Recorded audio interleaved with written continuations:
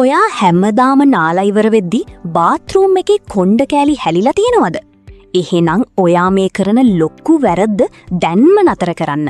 හුඟක් අය හිතන්නේ මිල අධික ෂැම්පූ කොන්ඩිෂනර් පාවිච්චි කරපු පළියට කොණ්ඩේ හැලෙන එක නතර වෙනවා කියලා. හැබැයි ඔයා කොච්චර හොඳ જાති පාවිච්චි කළත් වැඩක් නැහැ. ඒක ගාන විදිහ වැරදුනොත්.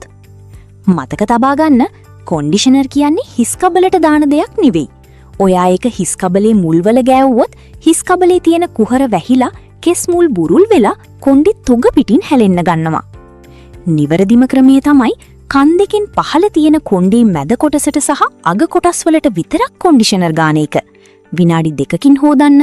එතකොට කොණ්ඩේ හැලෙන්නේ නැතුව ශක්තිමත්ව වැවෙනවා.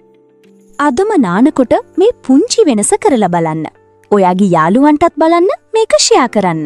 මේ වගේ දිනපතා වටිනා සෞඛ්‍ය උපදෙස් සඳහා Healthy with Dr. Ama page එක දැන්ම ෆලෝ කරලා තියාගන්න.